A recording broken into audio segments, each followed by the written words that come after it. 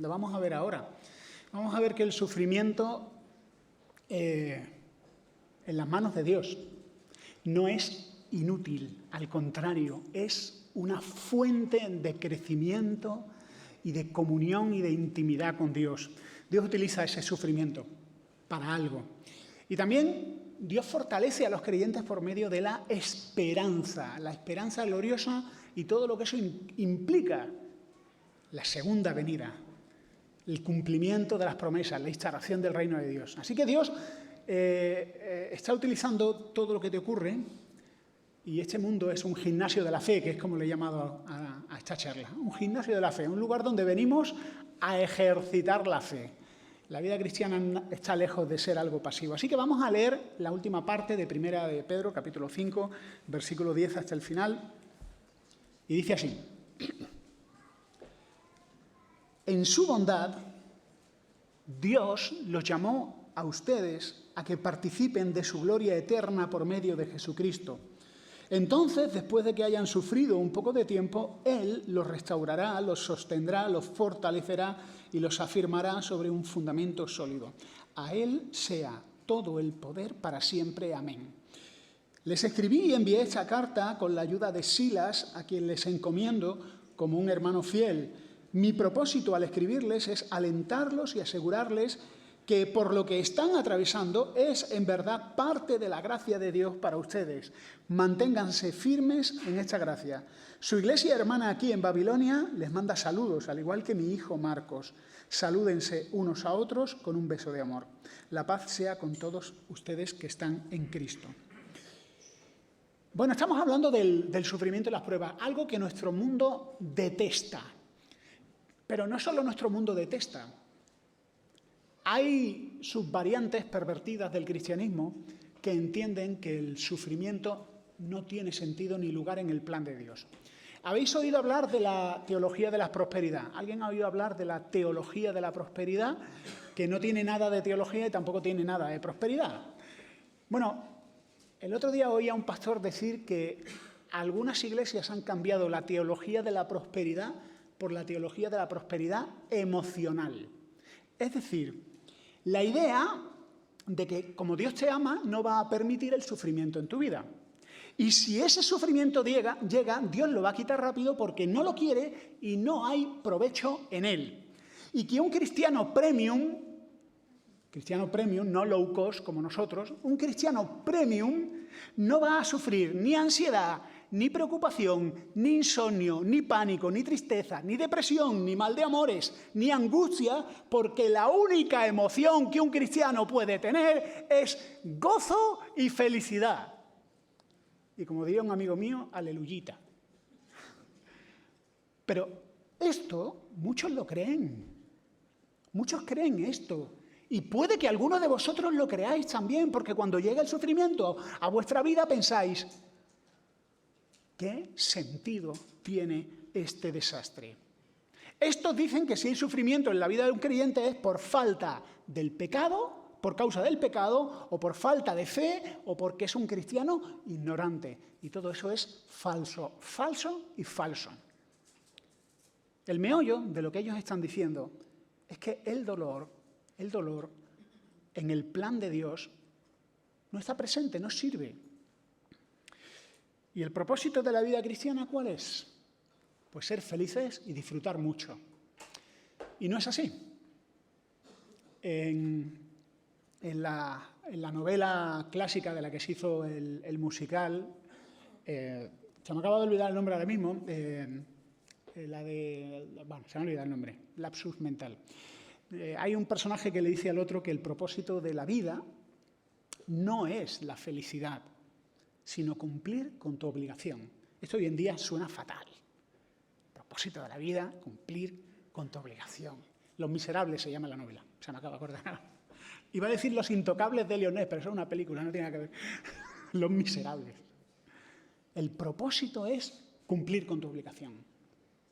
Y algunos creen que el propósito de la vida cristiana es ser felices. Es una especie de resort cristiano, un lugar de vacaciones para toda la familia, donde gozarlo, pasarlo bien, pasarlo pipa.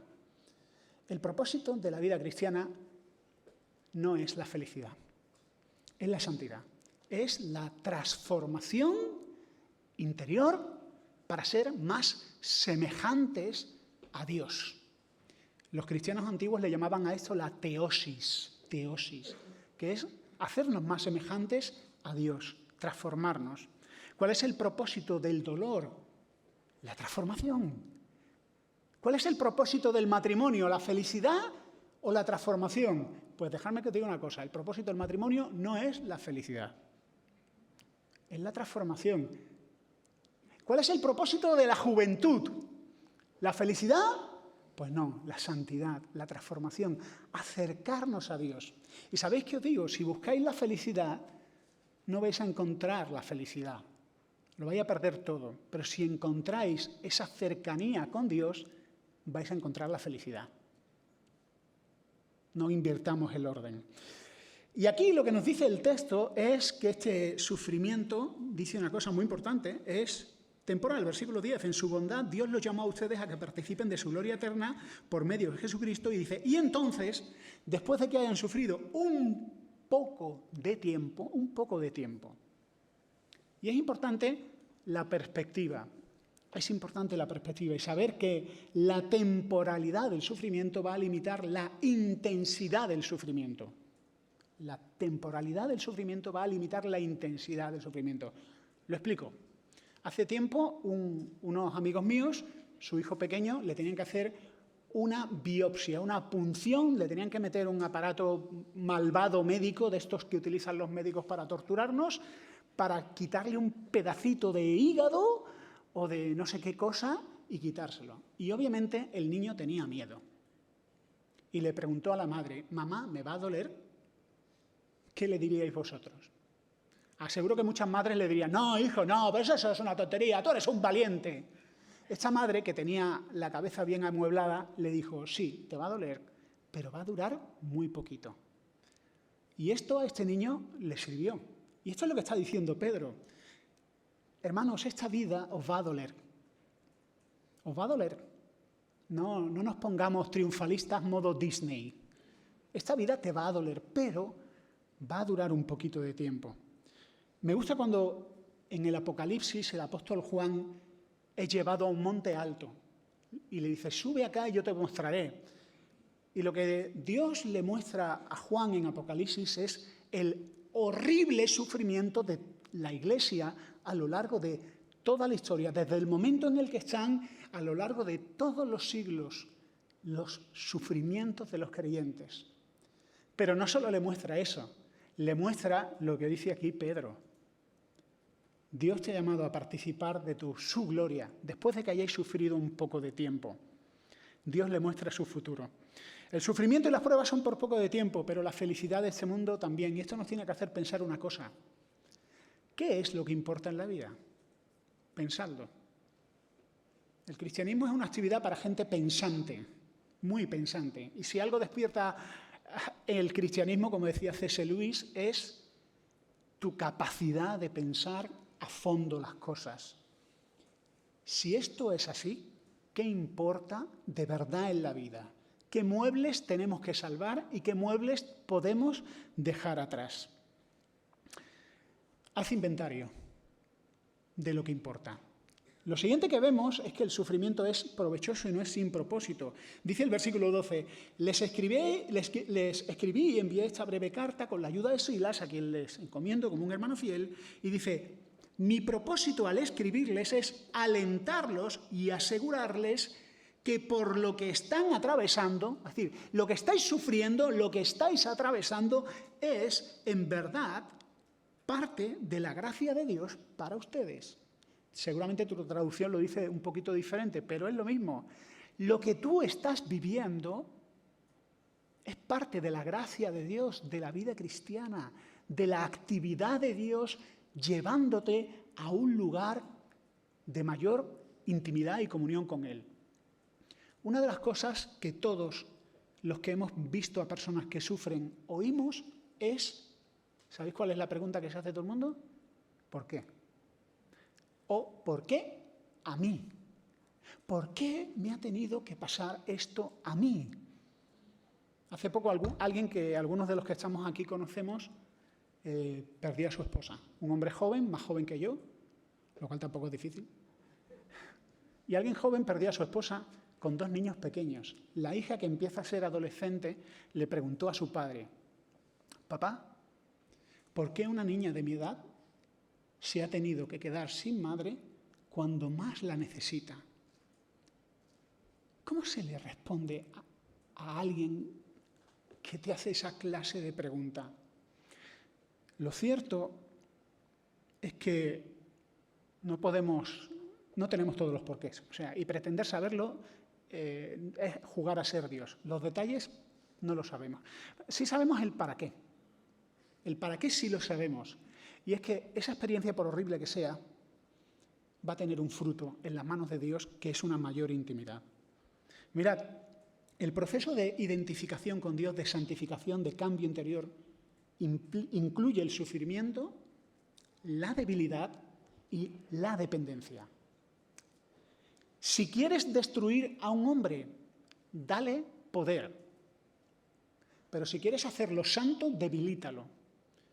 Y Dios te debilita para que lo busques a Él.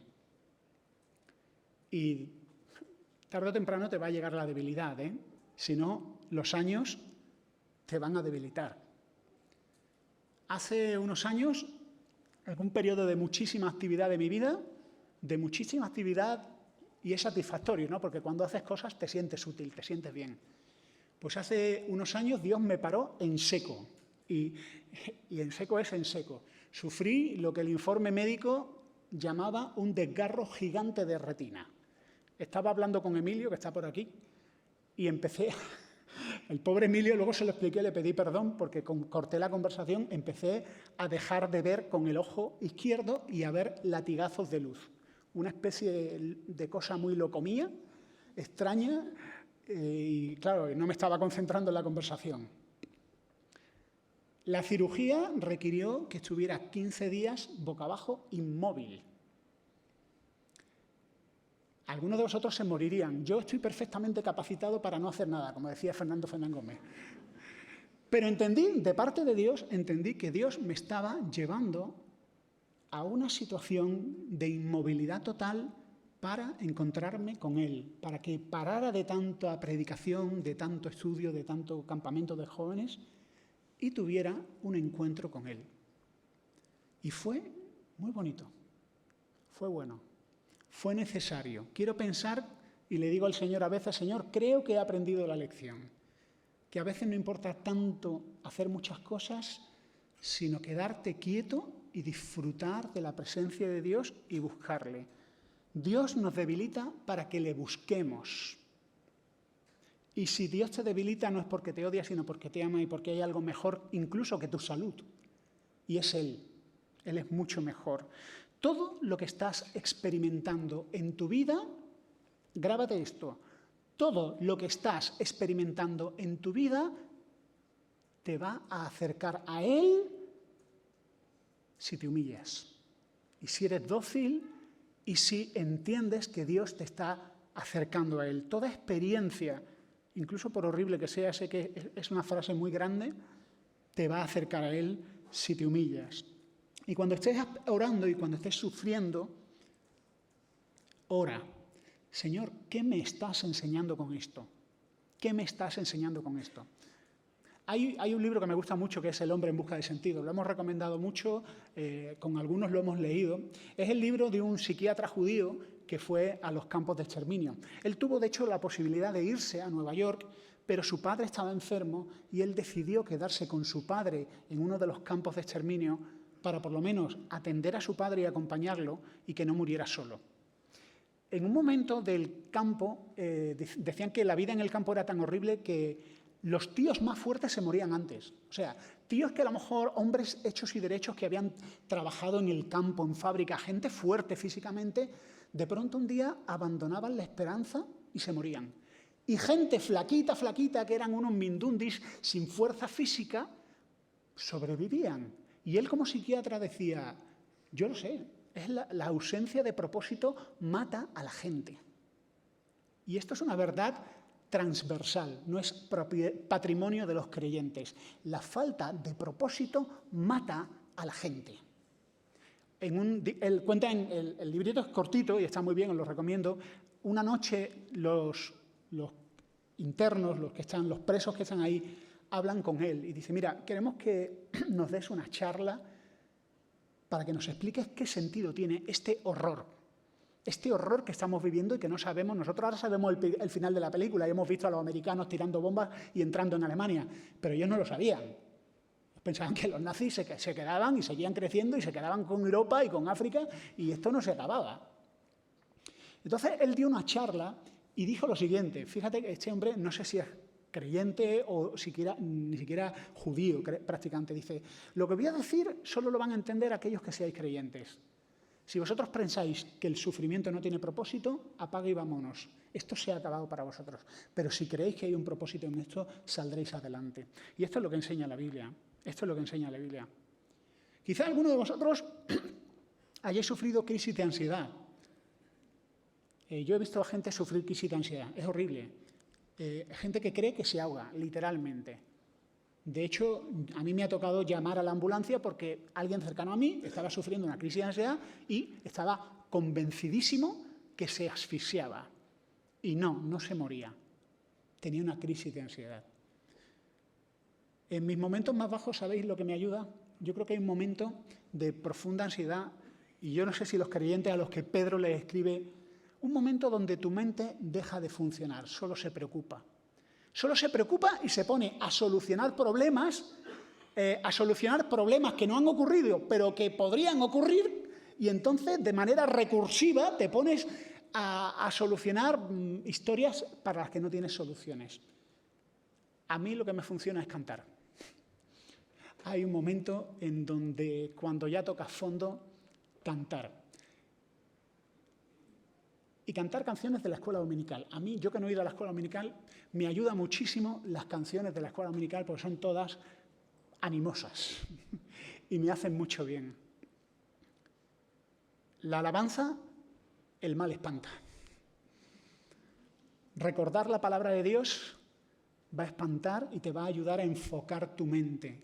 Cuando te acuestes y el sueño no venga a ti, recita la palabra de Dios, recuerda las promesas de Dios, y si no puedes hacer eso, canta, alaba, recuerda quién es Dios y qué clase de Dios es. Y hay algo que también está en este texto que quiero compartir con vosotros, y es que tu fe necesita mantenimiento. Tu fe necesita mantenimiento. Si no hay mantenimiento adecuado, todo se deteriora, ¿verdad? Dice aquí el texto, después de que hayáis sufrido un poco de tiempo, versículo 10, Él os restaurará, os sostendrá, os fortalecerá y os firmará sobre un fundamento sólido. Esto es muy interesante. Después de que hayáis sufrido un poco de tiempo, ¿qué dice de la fe? Tu fe se va a afianzar, se va a fortalecer, se va a afirmar después. Y creo, esto es una interpretación muy mía, si os gusta, tomadla, si no, olvidadla. Pensando en este texto, creo que este texto responde a una pregunta que los creyentes le hacen al apóstol Pedro. Después de la prueba, ¿mi fe va a ser destruida? ¿La prueba me va a vencer? ¿Va a arrasar mi fe? Con lo cual, imagínate el drama.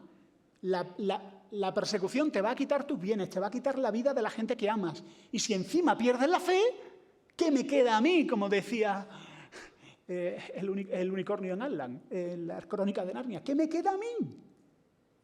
Decían que los puritanos oraban al Señor que cuando perdieran la cabeza le decían, Señor, por favor, por lo que más quieras, que no blasfeme, que en el momento en que mi mente esté senil y desvariando, bajo ningún concepto se me ocurra blasfemar. Y yo pienso, madre mía, qué gente tan espiritual. Yo pensaría, Señor, que no me duela la rodilla, que no me duela esto, que no me duela aquello. Pero a ellos lo que más les preocupaba era acabar su carrera traicionando al Señor. Y yo creo que a ellos les preocupa lo mismo. Acabará nuestra fe, y lo que dice el texto es, tranquilos hermanos, esta prueba no va a acabar con vuestra fe. Estas limitaciones, estas dificultades, este dolor, esta angustia, esta ansiedad, no va a acabar con tu fe. La va a fortalecer, la va a reforzar.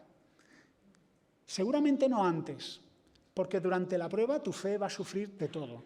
Va a sufrir todo tipo de presiones, momentos bajos, momentos donde sabes que eres creyente, pero no te vas a sentir muy creyente. Pero al final tu fe va a salir fortalecida. Y esto es lo que nos debería preocupar a cada creyente. Hermanos, tenemos una responsabilidad tremenda hacia nuestra fe, y es cuidar nuestra fe.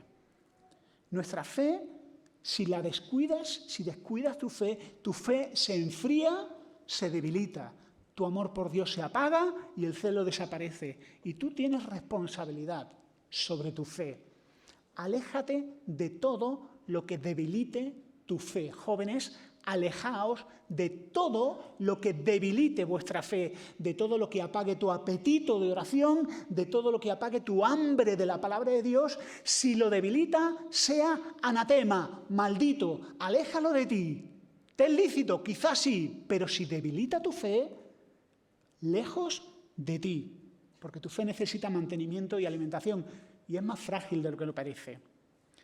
Tengo a alguien cercano a mí que está luchando con su adicción, alguien de mi familia. Estoy muy orgulloso porque está dando pasos tremendos y él va por el paso número 2 del programa de 12 pasos, ya sabéis, de Alcohólicos y Narcóticos Anónimos. Él ha reconocido que su vida es ingobernable y ha puesto su vida en manos de un poder superior tal como lo concibe. Estoy citando el manual, ¿no?, de Alcohólicos Anónimos. Y él me dice una cosa, hablo con él todos los días. Por cierto, se ha comprado una Biblia y un cuaderno. Yo pienso, esto pinta bien, esto empieza bien. Y él me dice una cosa que me enseña, cada día me enseña, y me dice, mira, Julio, en mi vida puede crecer mi enfermedad, mi adicción o Dios. Y yo no puedo permitir que la adicción crezca. Así que cada día tengo la obligación de que Dios crezca en mi vida. Claro, yo pienso para mí, digo, esto es muy espiritual. Yo en mi vida tengo que tomar una decisión cada día, que el pecado crezca en mí o que crezca Cristo en mí y mi relación con Dios. Pero no puedes nadar y guardar la ropa, o una cosa u otra. Decide que Dios crezca en ti. Y que tu fe y cuidar tu fe es más importante que tus éxitos profesionales, ministeriales o cualquier tipo de éxito. Es mucho más importante. Alguno quizá dirá, pero Julio, esto de que tú tienes que cuidar tu fe, mantener tu fe, es parte de la historia, ¿verdad? Y así es, y así es. Porque dice el texto, dice el versículo 10, después de que hayan sufrido un poco de tiempo, Él los restaurará, Él los sostendrá, Él los fortalecerá y Él los afirmará sobre un fundamento sólido. Y esto es una promesa. ¿Depende nuestra fe únicamente de nosotros? La respuesta es no. Como decía aquel reformador, me miré a mí mismo y me di cuenta de que no me podía salvar. Y miré a Jesús y me di cuenta de que no me podía perder. Mis ovejas oyen mi voz, dice Jesús. Yo las conozco y me siguen. Yo les doy vida eterna y no perecerán jamás y nadie las arrebatará de mi mano. En un sentido, alguno dirá, bueno, entonces, ¿qué es? ¿Una cosa o la otra? En la Biblia hay muchas doctrinas de estas, ¿no? Un amigo mío le llama doctrina de tensión. ¿Depende de nosotros o depende de Dios? Esto es como si yo te pregunto, ¿quién vive tu vida cristiana? Pues la mayoría de vosotros diríais, yo vivo mi vida cristiana. Y los más espirituales de vosotros diréis, Cristo vive mi vida cristiana. ¿Y quién tiene razón? Los dos. ¿Y qué dice la Biblia? Las dosas. La Biblia dice que la creación es obra de la mano de Dios, pero que la salvación es obra de su brazo. ¿Y qué quiere decir eso? Quiere decir que Dios ha desplegado más poder a la hora de salvar a un ser humano que a la hora de crear los planetas, las estrellas y las galaxias. Dios en Cristo Jesús ha desplegado mucha más gracia y poder para la salvación, por lo tanto, la salvación es una obra más grande que la creación. Esto es así. Y dice el versículo 11, como no podía ser de otra manera, a Él sea todo el poder para siempre. A Él sea todo el poder para siempre. Esto es misterioso. Cuando acabe tu vida, si guardaste la fe, si perseveraste, tú dirás, y yo diré, la salvación es del Señor. La salvación es del Señor. El Señor me cuidó, me llevó de su mano, me libró de incontables peligros y sí, es cierto, me levanté, me caí, busqué al Señor, me levanté temprano, estudié mi Biblia, pedí perdón, volví a pedir perdón, pero al final la salvación es del Señor. Y la grandeza de la salvación es que Dios toma a un hombre pecador y lo hace santo. Pero también la grandeza de la salvación es que Dios toma a ese hombre santo, lo mete en un mundo pecador y ese hombre sigue siendo santo. Esta es la gracia de Dios y es obra suya. Y Dios guardará la fe de ese hombre y esa mujer y diremos, como dice el versículo 11, a Él sea todo el poder para siempre. Hemos visto que Dios utiliza el gimnasio de la vida y de las pruebas y del dolor para fortalecer nuestra fe. Pero hay algo muy estimulante también, y es que Dios utiliza la esperanza de gloria para fortalecer nuestra fe. Dice el versículo 10, en su bondad Dios los llamó a ustedes a que participen de su gloria eterna por medio de Cristo Jesús. Y yo os pregunto, ¿qué niño puede acostarse triste sabiendo que mañana por la mañana es Navidad y habrá regalos por todo el salón? No conozco a nadie. Aunque tenga 40 de fiebre. Ese niño tiene 40 de fiebre, mamás que estáis aquí, moved la cabecita así, si tengo razón. Si ese niño tiene 40 de fiebre, si sabe que mañana el salón va a estar lleno de regalos, el vaso de leche vacío y las galletas comidas, ese niño se va a levantar, da igual la fiebre que tenga. Lo que quiero decir con esto es que, hermanos, un creyente puede estar preocupado, angustiado. Un creyente puede llorar, pero un creyente no tiene razones para no tener esperanza. Ninguna. No tiene motivos, no tiene razones y no tiene base para vivir, irse a la cama sin esperanza. Puede estar llorando, puede tener insomnio, puede tener una crisis de ansiedad, pero vivir sin esperanza bajo ningún concepto. Porque sabe que mañana puede volver el Señor Jesús. Porque sabe que si no se despierta, él irá al encuentro del Señor Jesús. Yo recuerdo a Job, ¿no? Que no tenía la luz espiritual ni el conocimiento que nosotros tenemos. Él llora, se enfada con Dios, le dice a Dios cosas que yo no me atrevería a decir y al final dice, pero yo sé que mi Redentor vive y con Él me levantaré. Él tiene esperanza y es lo único que le queda. Así que otra forma en la que Dios fortalece a los creyentes que sufren es hablarles de la gloria. En el versículo 1 Pedro dice, yo también voy a participar de la gloria cuando Él sea revelado. Está interesante. Pedro dice, hermanos, que yo también voy a estar ahí. O dicho de otra manera, hermano, tú y yo vamos a tener entradas de primera fila para la segunda venida de Jesucristo. Tú y yo vamos a estar en el backstage, porque ni siquiera vamos a estar en primera fila, vamos a estar en el meollo, vamos a ser parte de esa venida gloriosa. Y si te perdiste la primera venida, la segunda es mucho mejor. La primera venida fue discreta. Unos ángeles, unos pastores durmiendo, una cuadra apestosa, una cosa discreta, débil, llena de miseria, pero la segunda venida va a ser gloriosa. Y la palabra que se utiliza aquí es gloria. Me pregunto una cosa, ¿por qué en Primera de Pedro, una carta dirigida a hermanos que sufren, la segunda venida se menciona 13 veces? A lo mejor me he equivocado, contadlo vosotros en casa. 13 veces aparece, hermanos, la gloria venidera, la gloria que nos traerá Jesús cuando sea manifestado. Pues necesitamos vivir en eso. La primera venida fue discreta, la segunda venida será pública.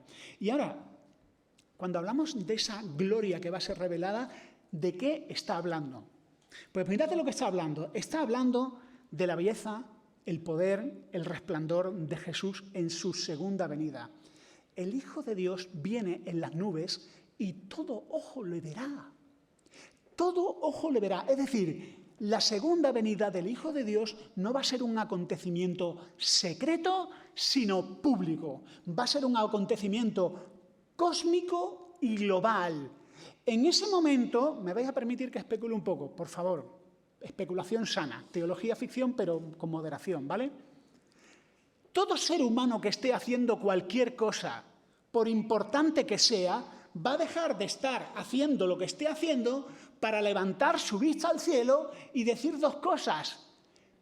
¡Qué maravilla! Jesús volvió, lo esperé toda mi vida, aquí está el cumplimiento. O decir a los montes, caed sobre nosotros y escondernos de la ira del que está sentado en el trono y del Cordero.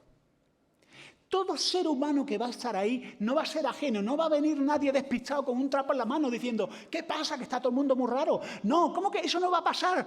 Porque va a ser un acontecimiento espectacular, global. No se hablará de nada en las noticias, no se dirá otra cosa y va a provocar o terror o ilusión. La Biblia dice que el corazón de algunos va a desfallecer de terror. Y el anuncio que tenemos para ti es, el Hijo de Dios viene. Ponte en buenos términos con Él. Besad al Hijo para que no se enoje, dice el Salmo. Es el momento de doblar rodilla y reconocer que Él, que murió en la cruz por tus pecados, no solo es Señor, sino juez. Y si estabas esperando alguna señal del cielo, esta es la única señal que necesitas. Una invitación a poner tu confianza en el Hijo de Dios que murió por ti en la cruz. Y a esto se responde con una oración sincera diciendo, Señor, perdóname, viví lejos de ti, te di la espalda de mil formas, te ofendí, pero creo que Él murió en la cruz por mis pecados. Apocalipsis habla del poder de Jesús inaugurando el reino de Dios y eso habla de la derrota de los enemigos de Dios. La segunda venida va a ser un evento violento. ¿Violento en qué sentido? Violento en el sentido de que Jesús se va a encontrar a muchas naciones, a todas, de hecho, que no van a querer que reine. Como dice el Salmo, no queremos que éste reine sobre nosotros. Quitémonos las ligaduras. Va a ser un evento donde Jesús dice la Escritura, va a quebrar a las naciones como vaso de alfarero. Los va a desmenuzar. No hay poder comparable. Esa gloria que va a ser revelada y en la que vamos a estar no solo en primera fila, sino en el meollo del asunto, habla de la derrota de un sistema religioso, político y económico que la Biblia en Apocalipsis le llama Babilonia, que persigue, que devora creyentes y va a ser derrotado. Este evento implica la restauración progresiva de este mundo, porque el reino de Dios va a ser como una especie de mancha de aceite que se va a extender a toda la tierra y el reino de Jesucristo va a ir alcanzando a pueblos, ciudades, naciones, conforme el reino de Dios avanza y toda la tierra se sujeta al Rey que ha de venir.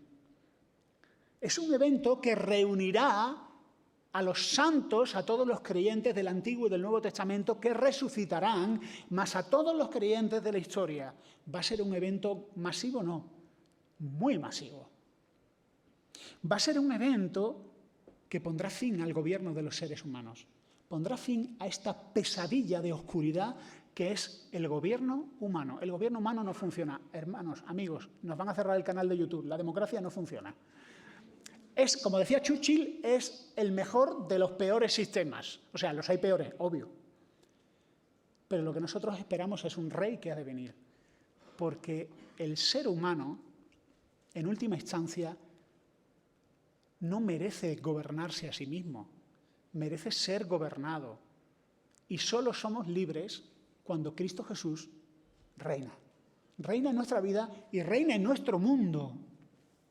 Es un evento que viene acompañado de una resurrección global. No me cansaré de decirlo porque veo a muchos creyentes con ideas muy extrañas sobre el estado futuro. ¿Vamos a resucitar? ¿Vamos a resucitar físicamente?